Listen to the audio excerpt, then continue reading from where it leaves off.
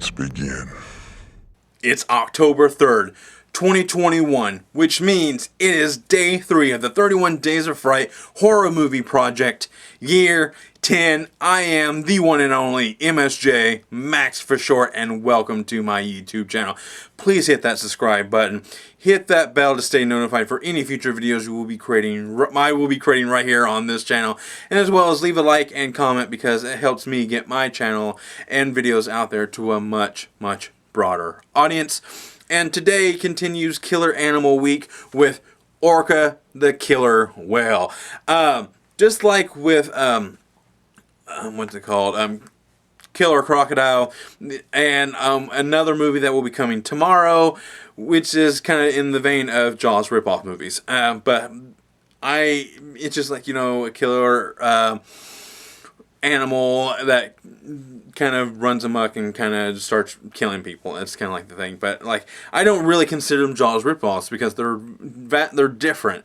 I mean, I think this one may be one of the more similar ones, but I think this one it stands on its own, I think, because it's about this team of people who hunt down and kill sharks, and they come across a killer whale, and they realize, like, oh, there's more money in killer whales than there is sharks, and so they go out and they capture a killer whale, and they end up killing it. And who is pregnant and has a baby right there on the boat, and the killer whale's partner is not having it, and not having it one bit. And so we learn through dialogue and stuff like that is that whales hold a grudge. They will seek revenge, or they will make your life a living hell. You know, it's basically the story of this movie.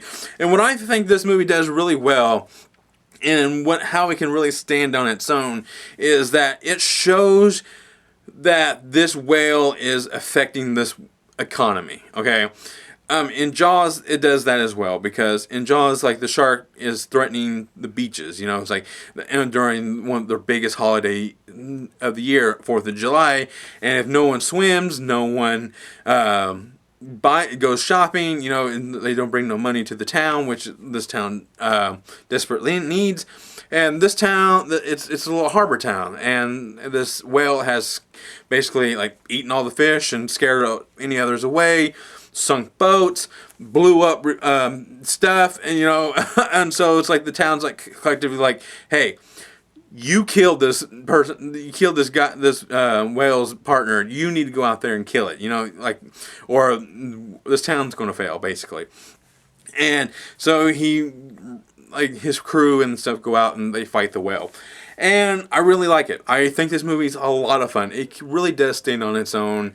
The special effects are pretty fun, especially the whale scenes. Like, they do reuse some shots here and there, but when the people get eaten by the whales and stuff, I think it just feels fun. Like, even though this movie is made before Killer Crocodile, the special effects in this movie are really well done.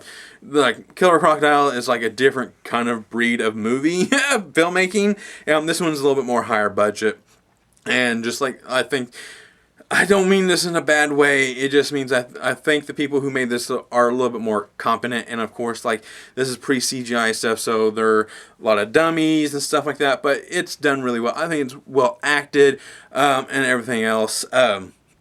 But the final sequence of the movie is fantastic. It's a really cool set because the whale is, like, leading this crew, like,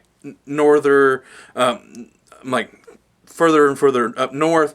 And it's like they're starting to see icebergs and stuff like that, and starting to, like, really affect this trip of killing this whale. And they can't go back. They can't go back until they kill this whale. And so they finally have this big showdown with the whale, and it's really fun. And the whale really racks up a body count. And Bo Derek's in this, Richard Harris. You may recognize him as the original Dumbledore in the Harry Potter movies. So it's just a really good movie. I think this movie really does stand on its own, even though it's, like, really lumped in with the movies that are like Jaws ripoff movies and stuff like that. This movie's just fun. It really is. So I do have a rating scale, 1 being run-of-the-mill horror, 2 best watched with the group, 3 more than average horror but adds nothing new to the horror genre, 4 helps move the horror genre forward, and 5 being a classic. Orca, the Killer Whale, in my opinion, is a 3. It's more than average because of good special effects, decent acting, that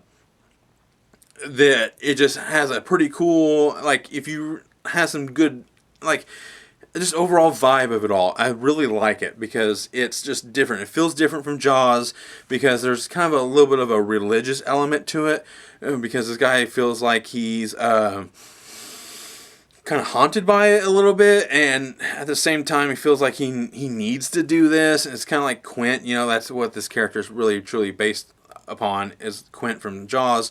So he just feels like he needs to do it, and it just overall it just like it just feels different, and it's just really cool. So I definitely say it's a 3. It's definitely more than average, but it doesn't move the horror genre forward. So that's really all I gotta say about Orca the Killer Whale.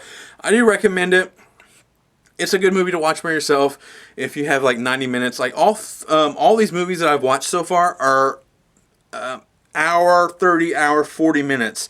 So if you really just need just a little bit of time to kill, these movies are perfect for you. So, and tomorrow's movie is just that as well. So Killer Animal Week continues with Piranha. I do believe that's tomorrow's movie. So the original one. So I have not ever seen that one, so that's going to be a first time viewing. So stick around till tomorrow to see what I have to say about Piranha. And that's all I really got to say about Orca the Killer Whale. I am the one and only MSJ, Max for short, and all I can really say again is thank you.